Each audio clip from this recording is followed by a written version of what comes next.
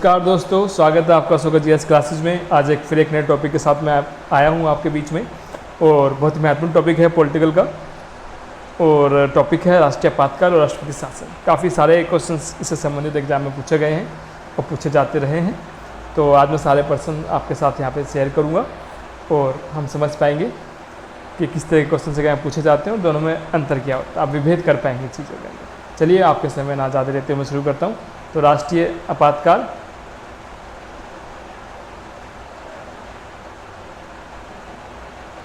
राष्ट्रीय आपातकाल 352 अनुच्छेद में है, यानी कि राष्ट्रीय मतलब नेशनल मतलब क्या होगा, पूरा राज्य, पूरे भारत के अंदर जो लगेगा। आपातकाल मीन्स इमरजेंसी। राष्ट्रपति शासन जो किसी एक राज्य में लगेगा, यहाँ पे लग गया इस राज्य में, केरल में लग गया, तमिलनाडु में लगा, एक में लगेगा। ठीक है, समझा हमने। राष्ट्रीय आपातकाल पूरा का पूरा देश में लगता है, राष्ट्रपति शासन एक राज्य में लगता है। अब देखिए भाग 18 आपातकाल इसका शीर्षक है। कहाँ से कहाँ तक है भाग 18? 352 से लेके 360 तक। भाग 18 352 से लेके 360 तक। काफ़ी बार पूछा होता है भाग 18 में क्या लिखा हुआ है। निर्वाचन आयोग, आपातकाल एंड सो ऑन। सो आपातकाल इमरजेंसी, भाग 18 352 से लेके 360 तक। अब देखते हैं कि अंदर क्या क्या है। कब लगता है? जब भारत के अंदर तीन चीज़ें हों, या तो युद्ध हो जाए, बाह्य आक्रमण हो जाए, या फिर सशस्त्र विद्रोह। समझ आया? तीन कंडीशन में लगेगा ये। और राष्ट्रपति शासन कब लगता है? अभी हमने देखा केवल राज्यों में लगता है। तो कब लगता है? जब किसी राज्य सरकार संविधान के प्रावधान के अनुसार काम ना कर पा रही है ना, संविधान जैसे जो संविधान है भारत को उसके अनुसार काम ना कर पा रही, तब इसे लग सकता है। और ये तीन स्थिति ना हो जो यहाँ थी, युद्ध, बाह्य आक्रमण और सैन्य विद्रोह ना हो, तब लगेगा। डन। राष्ट्रीय आपातकाल तीन स्थिति में लगेगा। ये तीन स्थिति नहीं होनी चाहिए, और जो राज्य सरकार काम करने के काबिल ना हो पा रही हो, काम करने का तरीका ना समझ पा रही, संविधान को उल्लंघन करती हो, तब लगा सकते हैं। अब लगा कौन सकता है और क्या क्या इफेक्ट होते हैं, इनके इम्पैक्ट क्या पड़ते हैं? चलिए, इस कार्यकारिणी विधायिका संविधान के प्रावधान के अंदर कार्य करती रहती है।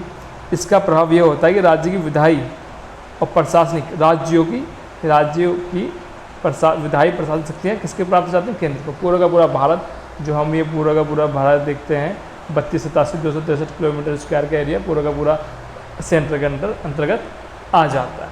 और इसमें क्या है, राज्य कार्यपालिका बर्खास्त हो जाती है, कार्यपालिका बर्खास्त हो जाएगी। राज्य विधायिका या तो निलंबित की जाती है, विघटित हो जाती है। राष्ट्रपति राज्यपाल के माध्यम से राज्य का प्रशासन चलाता है। राष्ट्रपति किसके माध्यम से चलाता है? राज्यपाल के माध्यम से। और संसद अब उस पर कानून बनाती है राज्य पर, और राज्य कार्यकारी विधायी शक्ति केंद्र को प्राप्त हो जाती है। डन।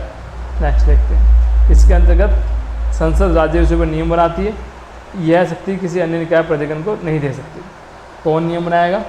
पूरे के पूरे भारत में राष्ट्रीय आपातकाल में संसद।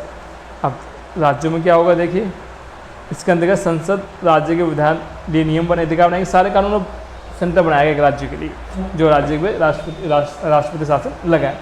और इसकी नियुक्ति की जाएगी प्राधिकारी की, और चुने गए सदस्यों से सलाह विधायी की, और राष्ट्रपति का नियम के रूप में जाना जाता है। राष्ट्रपति के नाम से सारा कानून काम किया जाता है, लेकिन करता कौन है? उस राज्य का राज्यपाल, एक केंद्र शासित प्रदेश का उपराज्यपाल। चलिए नेक्स्ट मूव करते हैं। इसके अधिकतम कोई समय अवधि निश्चित नहीं है। 6 मंथ्स करके अनिश्चित काल तक बढ़ाया जा सकता है। 6 मंथ करके कब तक बढ़ाया जा सकता है? अनिश्चित काल तक बढ़ा सकता है। बहुत इंपॉर्टेंट क्वेश्चन है जी, बहुत ज़्यादा एग्जाम में पूछा जाता है, इसलिए मैं आपको बता रहा हूँ कि बताइए आज कितनी अवधि हो सकती है? 6 माह, 1 साल। तो 6 माह करके, माह का ध्यान रखें, महीना, मंथ, माह, तो सप्ताह भी लिखा होता है। ठीक है, तो 6 सप्ताह, तो ये सब आपको ध्यान रखना है इसके अंदर, यही बेसिक चीज़ें। और जो राज्य लगता है 3 वर्ष की अवधि निश्चित की गई है। इसके वजह से समाप्ति राज्य में सामान्य संवैधानिक तंत्र की स्थापना आवश्यक है। तो 6 महीने करके 29 साल, और ये 3 ईयर तक। डन। चलिए, इसकी घोषणा संबंधित सभी प्रस्ताव संसद में विशेष बहुमत से पारित होना चाहिए। विशेष बहुमत मतलब 2/3। अगर पूरे भारत में पूरे भारत में आपातकाल लगेगा तो 2/3 विशेष बहुमत से पारित होना जरूरी है। इसके लिए सामान्य बहुमत से, यानी कि प्रेजेंट ऑन वोटिंग बहुमत, अगर 200 सदस्य आए हैं पार्लियामेंट में उस दिन तो 100+1, तो इतनी वोटिंग हो जाए तो उस राज्य में लग जाएगा। डन। नेक्स्ट, नागरिकों को मूल अधिकार प्रभावित करता है, बिल्कुल बिल्कुल प्रभावित करता है, मूल अधिकार को प्रभावित करते हैं, दोनों ही करते हैं जी। पूरे भारत में, केरल में भी लगेगा, मध्य प्रदेश, तमिलनाडु सब में लग जाएगा, और जब तमिलनाडु में लगेगा वहाँ के लोगों को तो करेगा ही करेगा ही। डन, समझ आए? तो दोनों ये चीज़ें कॉमन है। कौन सी एक चीज़ें में कॉमन है इसके अंदर, तो आप कह देंगे दोनों चीज़ें कॉमन है। मूल अधिकार को प्रभावित करता है, फंडामेंटल राइट्स, भाग 3, 12 से 35। चलिए,